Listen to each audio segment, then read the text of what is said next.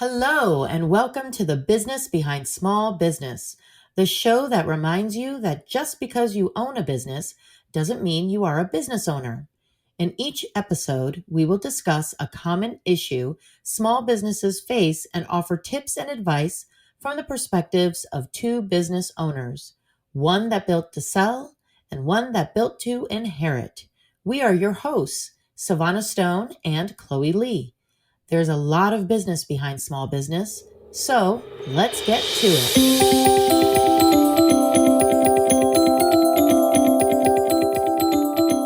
What's your story? Did you bootstrap your company and learn that hard work and an attention to detail would be the cornerstone of the service you provide? Did you start a lemonade stand as a kid and donate the money to your ailing neighbor, cementing the idea of forging your own path in your current company? What's your story?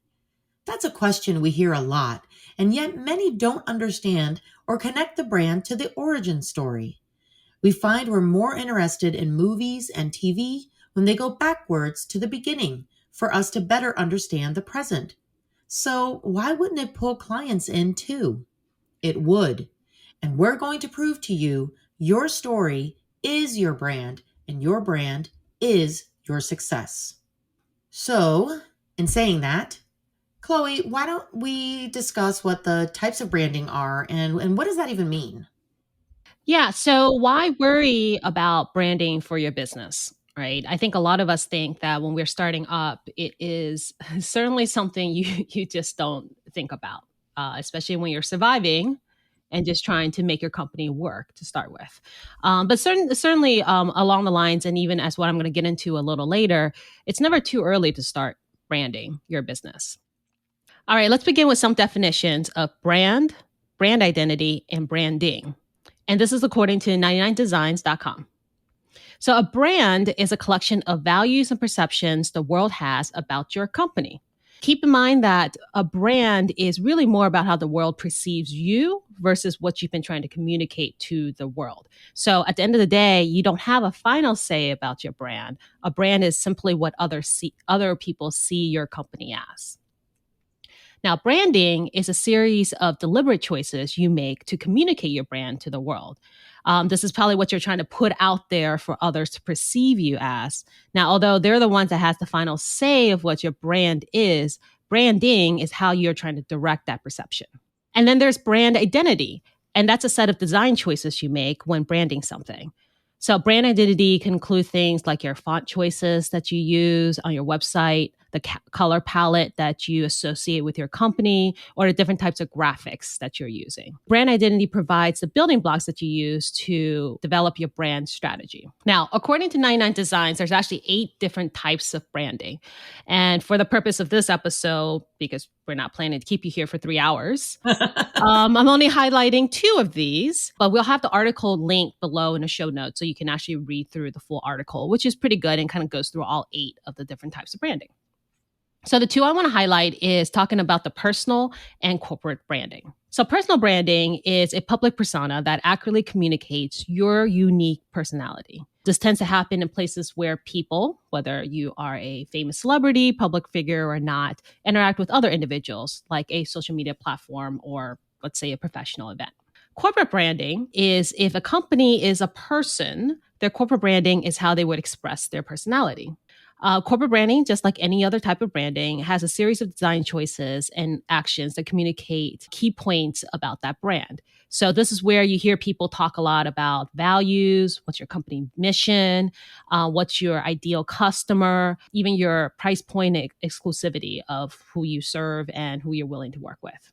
Now, most companies use more than one type of brand, so definitely make sure that you take a look at the articles we have linked in the show notes below so you get a well-rounded picture of what the 8 types of brandings are. So, would you say that, for my mind, would you say that personal branding would be like Kim Kardashian and corporate branding would be like Martha Stewart? I would say, that's interesting because technically Kim Kardashian and Martha Stewart are kind of similar in a sense, right? Their personal brand and their corporate brand are kind of intertwined. Okay, so Kim Kardashian is selling things, so never mind. Maybe not Kim K. Maybe Chloe K. Maybe one of them. That Their self is their brand. So you bring up a good point, right? So along the lines of your example, I would say it would be like the difference between Khloe Kardashian, not Khloe Kardashian.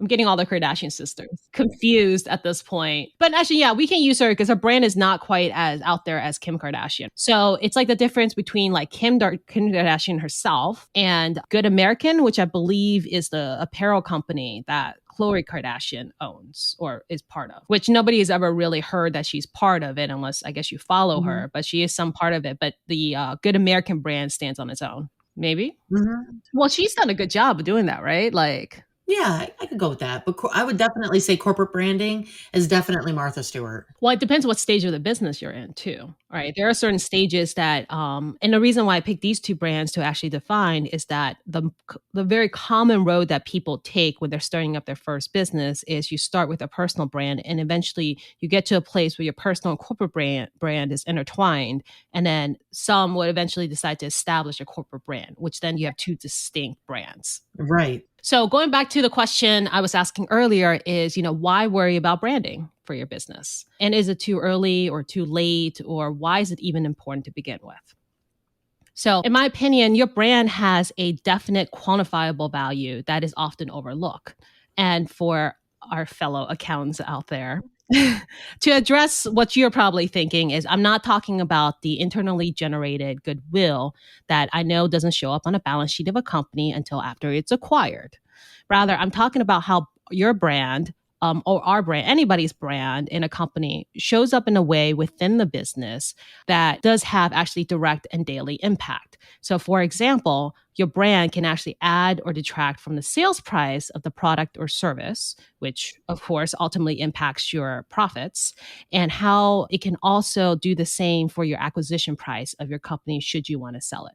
Well, actually, let me take it back. Should you want to sell it? And also, should you want to maybe leave it to a future generation or a different generation of owners? Because at some point, you have to determine the fair market value of your company, and brand may play a part in that.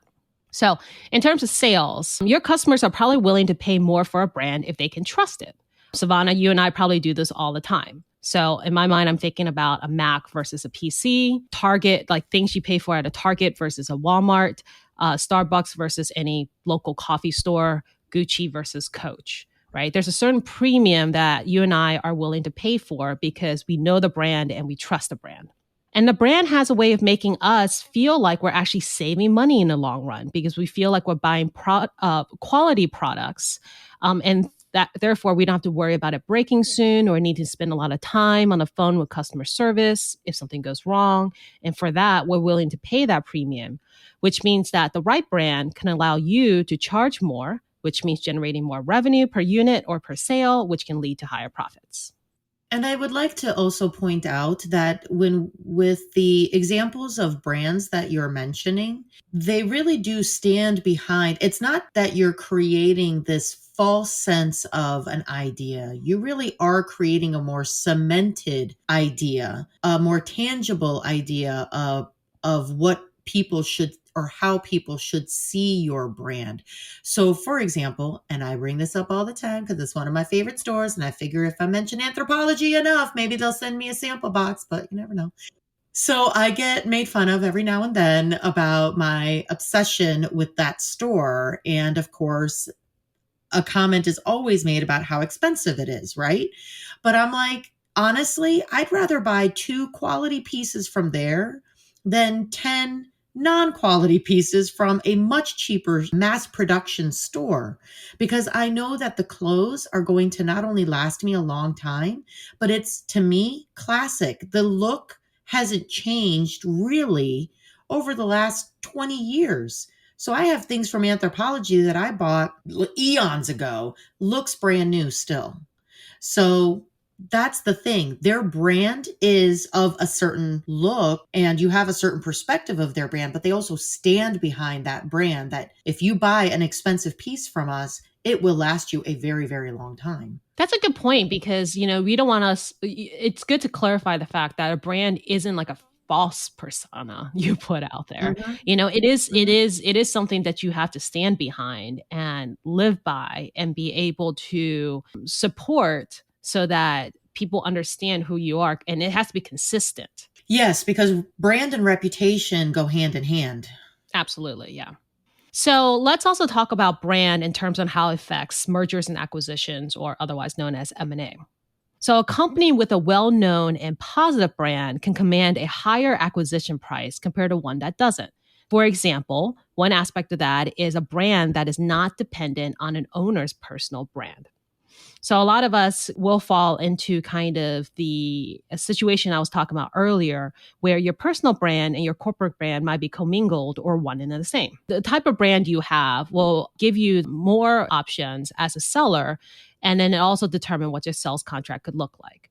So, for example, let's just say that you own a service-based company that you are selling. If a company that's buying yours know that the majority of the customers will jump ship if you, as an owner, is no longer associated with your company, then your acquisition deal will likely come with a clause for you to be with the acquiring company for some time after the purchase, and for you to be actively involved in the business in order to be paid out your purchase price or some other kind of an earn-out clause.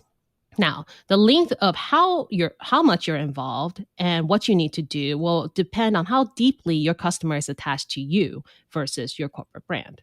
Let's say that you don't agree to the clause. What'll happen is you'll probably find that your purchase price may be lower, since it's a lot riskier for the acquiring company to purchase your company without you and risk losing majority of the customers right after the sale. And to be quite honest, they may not even want to purchase you at all because it's just too high of a risk. This isn't necessarily a negative outcome, because at the end of the day, how successful the acquisition of your business is really depends on what your goals are for selling and whether or not your sales contract achieved those goals, which doesn't always equate to the actual dollar of the purchase price. The price is only one form of measurement. But on the flip side, if the company you're selling has a strong brand that's independent of you, then you certainly have options to play when you're negotiating your sales contract, especially about what happens to you after the sales. So let's just say that your goal for selling is that you wish to sell your business and retire to an island as soon as possible with little to no impact about collecting your sales price after the sale. Then I would suggest that you build a very strong corporate brand for your company that is not relying on you or honestly on any one person in your company. Because the stronger your brand is on its own, the more value it will accumulate. Absolutely. I completely agree. I feel like not enough people know how best to brand their company and when to even begin. A lot of times people think, oh, I've now owned my business 10, 15 years. Maybe it's time for me to start branding. Well, with, unbeknownst to you, you've already branded your company, and it might not be the kind of brand that you wanted it to have. So really, you need to start branding your business pretty much as soon as you start your business. But I'm going to dive into story branding now, because just as you said, there are 8 different types of branding. There's also like a gajillion ways of how to brand. And in my opinion, I feel like today's market really resonates with story branding. Influencers on social media are always creating some level of story branding by making you a part of their journey and their experience. Companies can replicate that in some ways, but where do you begin? To better understand your brand and how to articulate the story, you have to begin with researching your target audience and then research your competitors. With my company offering a few different levels and types of service, I had to dive in and uncover who my clients are, what industry are they in, and who referred them to me, or how did they find my company.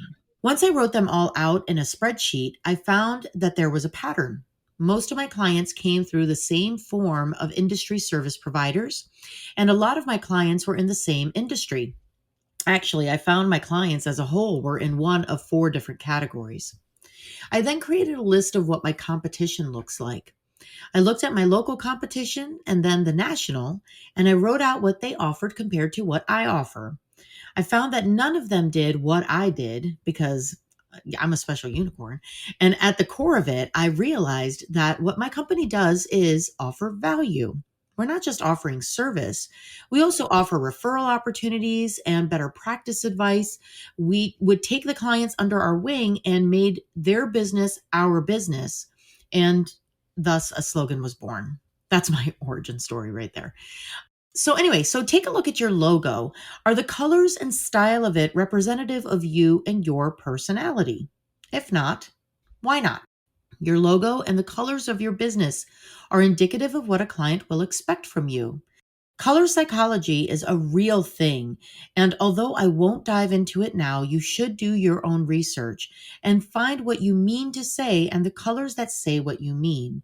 And on a side note, color psychology is so fascinating to me and what we associate with certain colors. And when creating my new logo and when you were creating your logo, that was top of mind, top of list. Whatever color you choose is how people are going to is the millisecond decision on how a person sees you.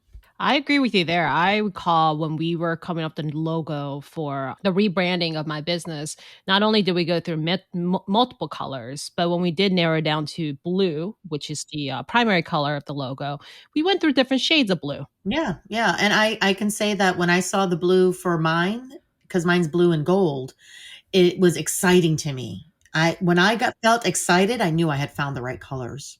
And it's true because even while you're there, and of course, I was working with I was working with the marketing company, so I had them like they were presenting to me like various shades of blue of the same logo, and at some point I was like, oh my gosh, like right. One of after a while, all the blue starts looking the same. But I did appreciate the fact that there were all these different shades because they were right.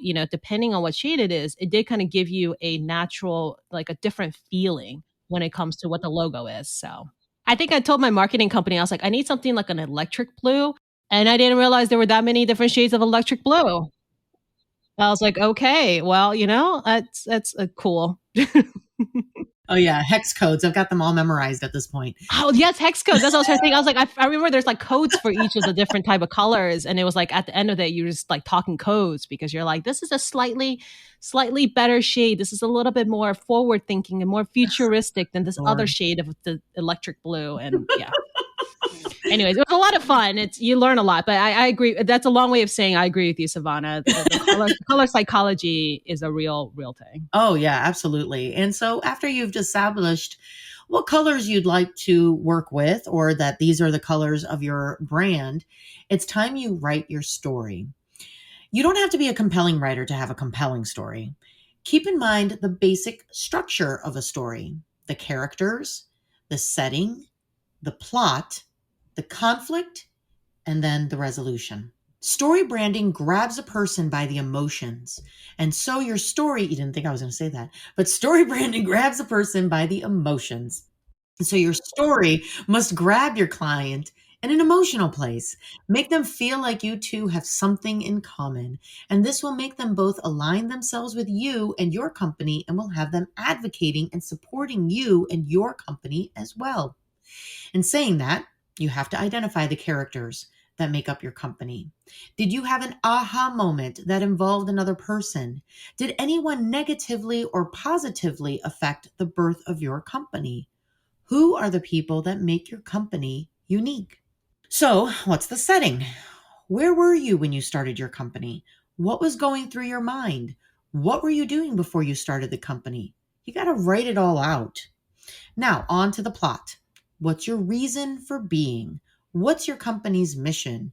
What's your ultimate goal? To tell your story, you have to know your reason for being in business and then be able to articulate it clearly. What is your purpose? What is important to you? What makes your product different from the competition? Who are you and how did you come to these answers? And frankly, why should anyone care? Add to this your history. Was your company a family owned business? Did you buy it from someone else? Did you have a different business that is key to the success of this one? The more you add, the richer the story becomes and the more a person can connect to you. Now for the conflict.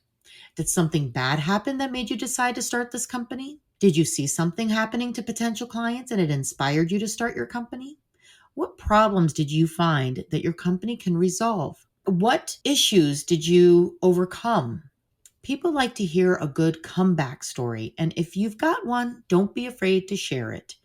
If you don't have one, you're clearly identified a need and created a solution within your company. So make that your struggle, make that the conflict. Resolutions bring the whole story together, so bring it all to a full circle here. Now, story branding doesn't have to be more than a paragraph long display of what we just talked about, but if it helps to put it in simpler terms, consider it this way. What's your vision/mission? What's the conflict, the problem, and how did you solve it? So, a lot of what you're describing here is also commonly known as the hero's journey. Mm-hmm. Right. So it does kind of sound like you're writing the story about yourself. And if people, and you're right, like you start with it and it's going to be a really long story. But the idea is you should be able to condense it to something that's short and concise, something that others can relate to. And it means that this is something that you're going to work on for a little bit of time. There's going to be several drafts, there can be several iterations, and eventually you'll come to kind of that short one paragraph that you can use on your website, use when you're doing your elevator speech, use when you're meeting a new networking contact, something that can really help other people hone in and feel like they feel like they can relate to your company. And you can also establish instant rapport because of that. Right. Right. And it's also important to note that when it comes to writing your story brand or writing your brand out, and you are creating the characters and you're creating the conflict and the resolution and all that, you do have to keep in mind, do you want it to be with you or without you?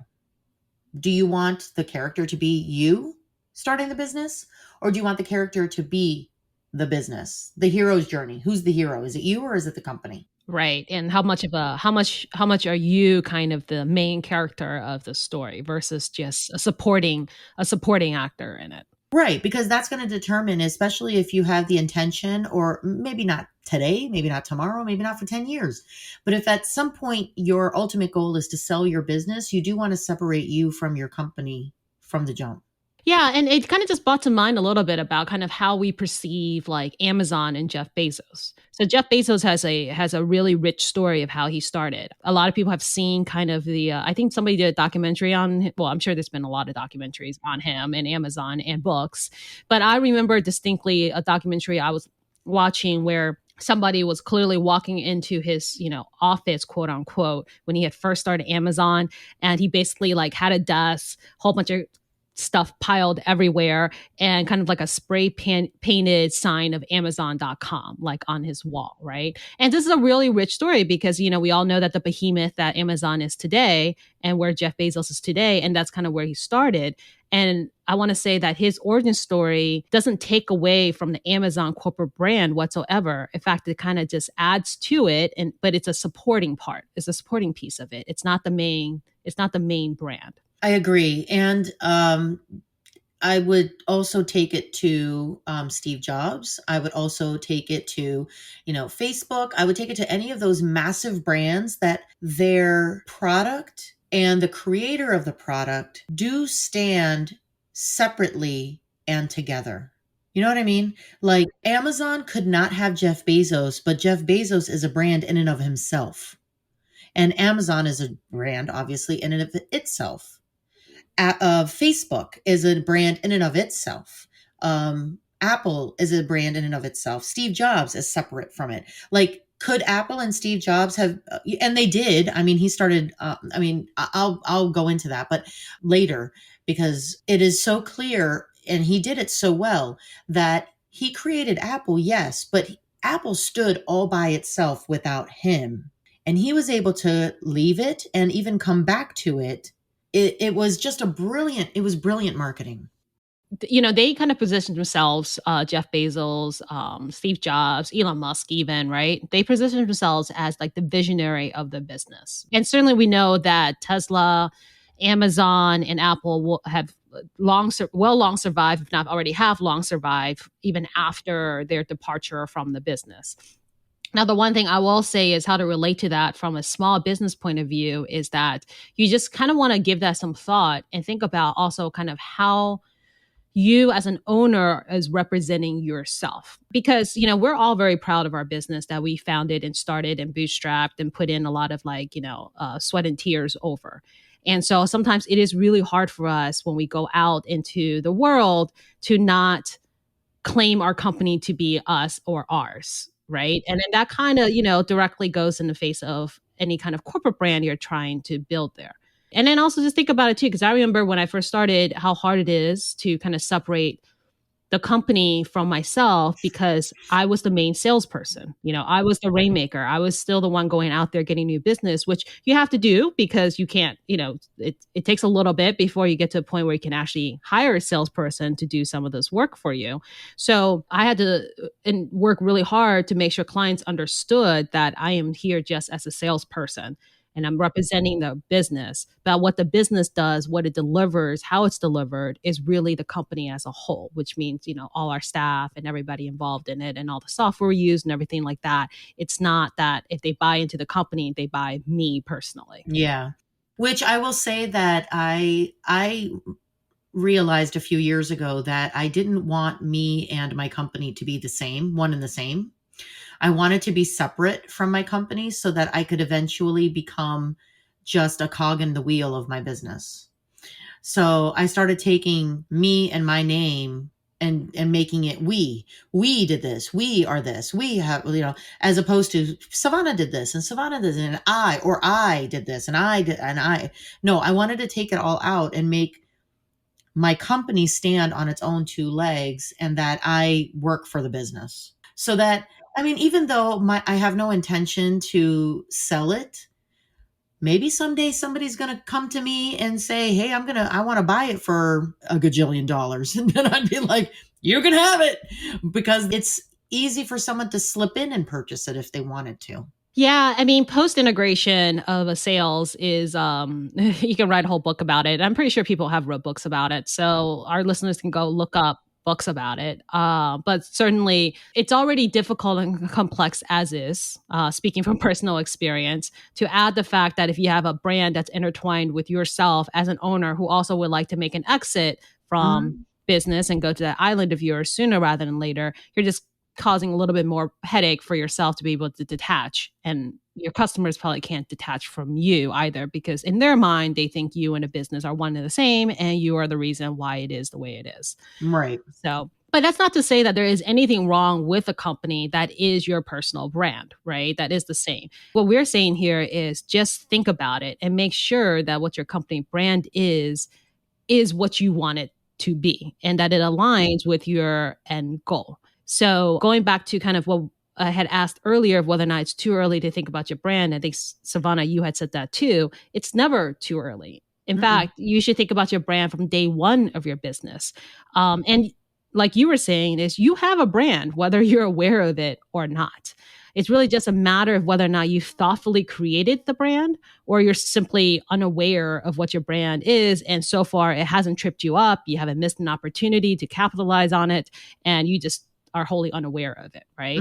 But then at the same time, if you are unaware of it, you probably are missing out on the opportunity to leverage that brand to increase your bottom line and the value of your company to your customers, your employees, recruiting of talent, and of course, your future buyer. It's also, I think, important for us to note that brand and culture are two different things. Yes, although they do influence each other, but definitely two distinct different things. Definitely. And when I was trying to kind of figure out what my brand was or is, I guess I wasn't trying. I don't know that I ever really tried to figure it out. I think I always knew what it was going to be. It was just a matter of making sure other people saw it the same way I did. And one of the things that I did when I was attempting to make it something that was more seen and more known was I interviewed my team. What do you think we are? Who do you think we are? How do you see this company? What did you think? What was your opinion? How do you see it? And it was interesting to hear from them. Like, many of them felt the same way, but many of them didn't. And I was like, oh, I guess I'm not doing as good of a job as I thought I was with. Well, that goes back to, you were doing exactly right. Which goes back to our definition of brand, right? It's really how others perceive your company, not so much what you want it to be. It doesn't mean anything if others don't see it that way. Yeah. Yeah. And I did the same thing with my clients. I sent out are you happy with us? Is everything going okay? And then, hey, when you think of my company, what do you see? Like, what do you think we do? And again, not all of them said the same thing. Not that I was expecting all of them to say the same thing, but there was a lot of like, it was very varied. It was all over the, like, oh, okay, I'm not doing a good job of really articulating what it is that we do. So I had to revamp all of our wording, revamp the website, revamp what I say, how I said it, to kind of filter it and condense it into something that was clearer to everyone. And it worked, I think, for the most part, because people now do know what it is that we do, so much so that when I go to an event, or when I'm being introduced to someone, and the person who's introducing me will spot on say what it is that we do, which is not an easy task considering all of the things that my company does. But they can spot on say what my company does, and I'm like, wow, so I guess I did a good job over the last couple of years, like really pushing my brand to make it clear what it is that we do. And that I think is important. And I never thought that my origin story was that important until I started to say my origin story, and I kind of felt exposed in a way, because I'm a private person, and I didn't want to share the reason why I started my company. The two reasons why. I always shared the one that was more of a public and more professional, but not the personal part. Once I started showing the vulnerability of my past and the second reason why I started my company, people really, really bought into it and were like, oh, that's amazing. And I'm like, okay, well, I started to feel a little more confident about sharing that part of it, because, you don't want to seem, or maybe I don't want to seem weak or bring any kind of negative light as to what was the motivation behind starting my company. But once I started to share that part, it really brought in a new dimension and invited different opportunities, new opportunities for me to, have a platform for my business. So don't be afraid to, if there is a vulnerable side or a personal side, maybe you don't have to divulge all of the things if you don't want to, but put some personality into it. Right. I think what we do as just humans is we relate better when there's a story involved.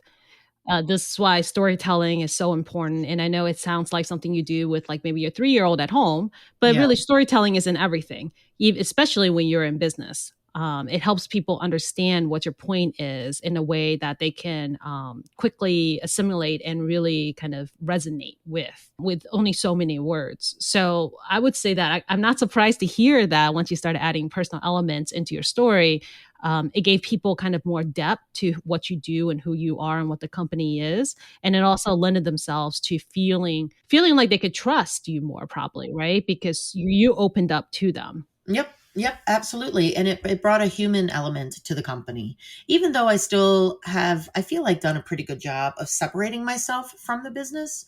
I'm not 100% there, but I've been working towards it being a standalone.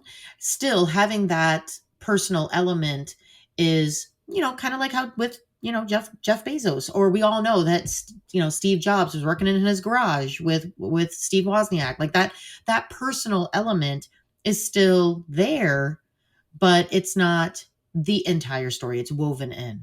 It's not the main plot line. It's not the Totally. main character, right? Yeah, yeah. I myself was somebody who started, and same thing as you, had an idea what I want the brand to be, but didn't realize how much of that brand was really just my brand, my Yeah. personal brand. Hmm. And so I ended up having to go through 3 iterations of my brand, which I will never recommend to anybody. So like, because like the first iteration is like I said, me and the company were one and the same. I didn't realize that, and honestly, I didn't have that much time to really think it through. Only because, heck, I needed to stand up a business. It was me, myself, and a laptop, and I needed to find some business. I needed to find some revenue sooner rather than later, and so that was my focus.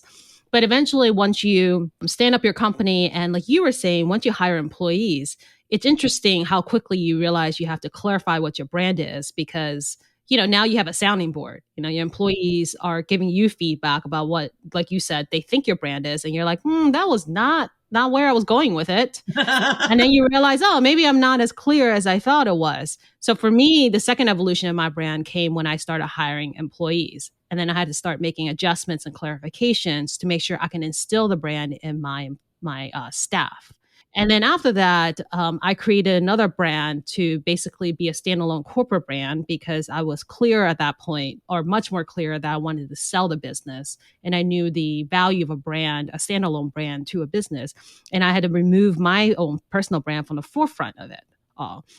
And then it was on this third iteration that I did sell the company. Now, I would say it would have been a lot easier if I just knew from the start and distinguish my personal brand from my corporate brand, because later on, and this was probably 7 years into it, and even working with a marketing professional, separating the two brands, I mean, it wasn't the sole reason why things happened, but it was a large part where I ended up, having to turn over my customer list like 50%. And then I almost had 100% turnover in my staff. Like I said, it wasn't the sole reason of why these things happened, but, I had to reposition the company to align with my brand. And with that, you start clearing through your client list and start clearing through your staff list, because for me, it was a bit of a shift. And when I repositioned it to be sellable and to rebrand it, that was just part of the strategy. So this is why I think it's so important that as small business owners, everybody just takes a minute, really think about what your brand is as of today, and see if it's where you want it to be or it's going to get to where you want to go. I agree. In each episode, we like to connect a famous example to our discussion to help you relate our talking points on a more global or well-recognized scale.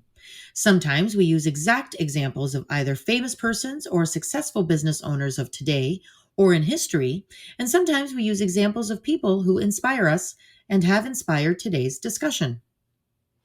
So my example today is, I feel like I've used them before, but I do love their origin story and their company in general, because all my eyewear is from Warby Parker.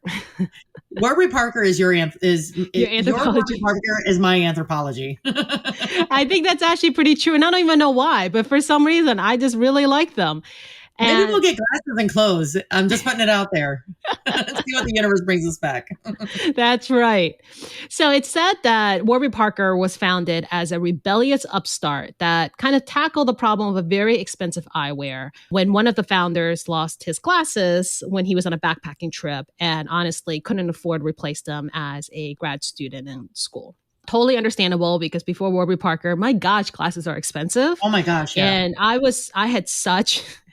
I still do have really bad vision, but I had a heavy enough prescription that it was just so expensive to get those things, like your lenses, like extra thin, anti-scratch, anti-glare. And then on top of that, the frame that doesn't look terrible. Or in my case, astigmatism. So you got to get special lenses. And I know. So thank goodness for Warby Parker. Anyways, but for their brand, though, what they do is not only, are they known kind of as this rebellious upstart, they also were kind of social entrepreneurs, very similar to the Tom's brand, where they partnered with nonprofits such as Vision Spring to distribute a pair of glasses to someone in need for every pair that they sell. So naturally, kind of in a nutshell, they're known for good eyewear and a good outcome. Now, it's said that Warby Parker has distributed over 1 million pairs of glasses and has trained over 18,000 men and women to give basic eye exams and bring glasses to different communities in need through their nonprofit partner, Vision Spring. With this rebellious spirit and doing good, certainly this is part of Warby Parker's brand that really, really works for them. And their brand also aligns with their branding and their brand identity. From the messaging of their ads to how their brick and mortar stores are set up so that it doesn't feel like that traditional stuffy eyewear glasses office. Sorry to whoever I just offended. To how they service in their stores, how their people service customers in their stores and online. It's all very seamless, very cheery, and just, practical and down to earth. And it works well for them. I just I feel good when I go inside of a Warby Parker. Don't you? I used to hate going to the the optometrist and the eyeglass store. It was just, oh, I don't know. It's just so stale. Yeah.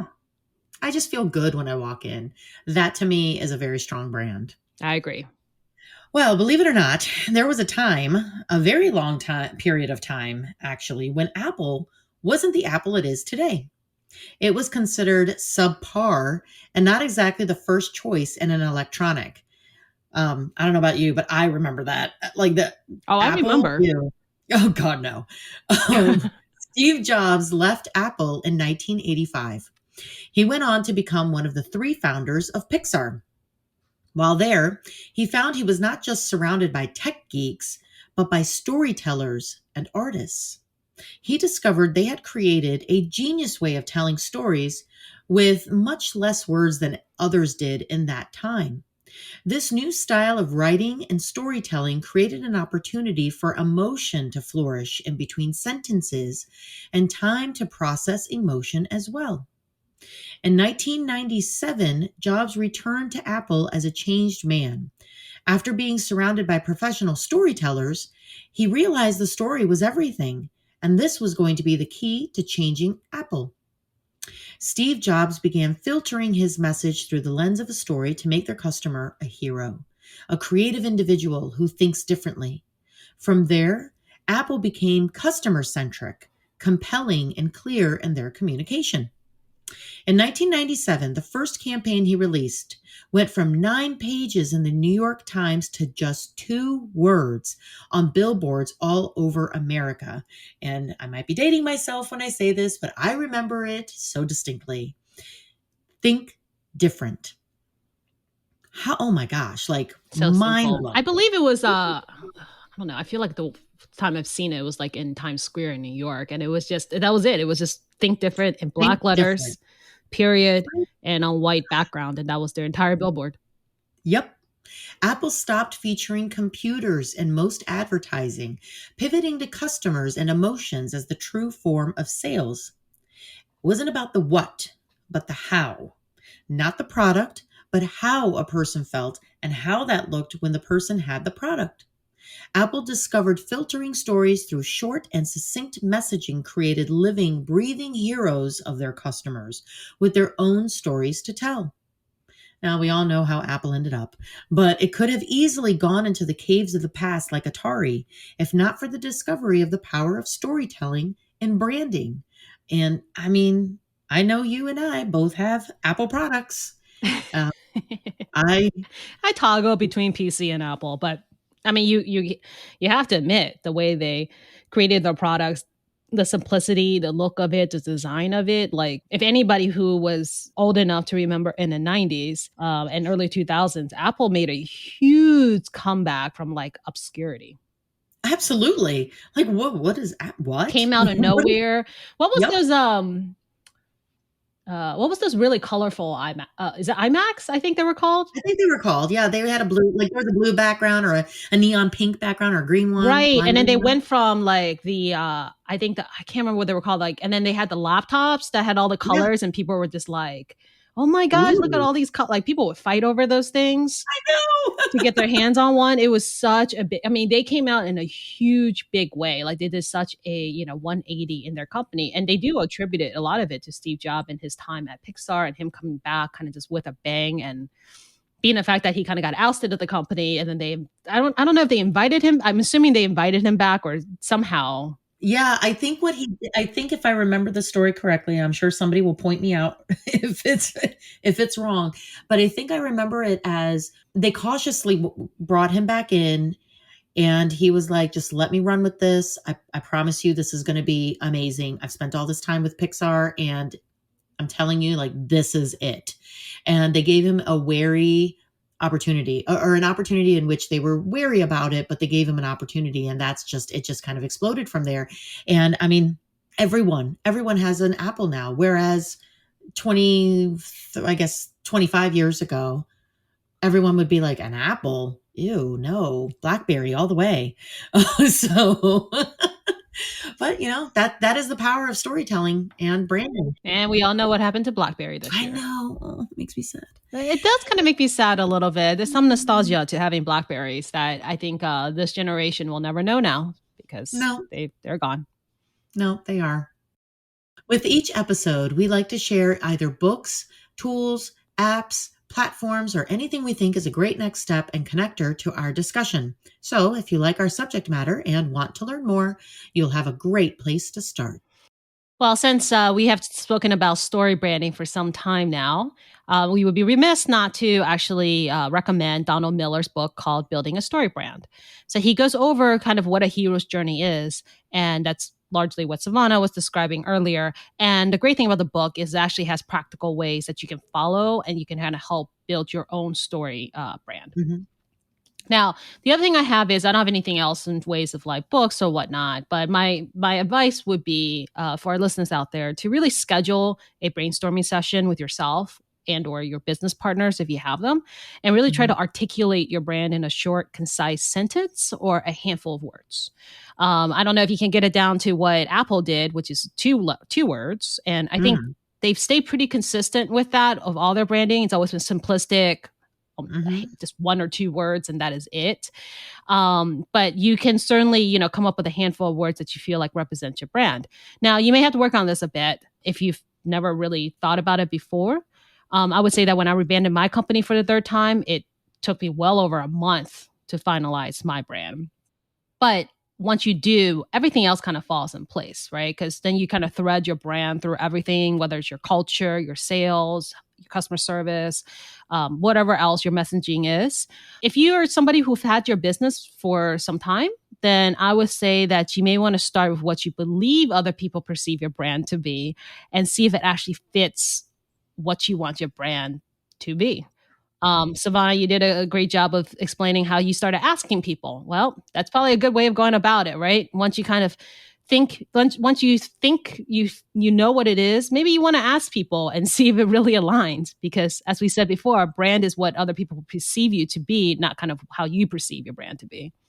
Well, it's like that famous line from Bette Midler, enough about me, let's talk about you. What do you think of me? It's you do kind of want to know, like, what are people's perception of you and your company, or of just your company, whatever it is. It's a good place to start. Yeah, and it is kind of hard, right? Because nobody really wants to know. But you're in business, so you're just gonna have to, put on your grown-up pants and go ask. If you have staff, it makes it a little easier because your staff, obviously, you can have a conversation with them.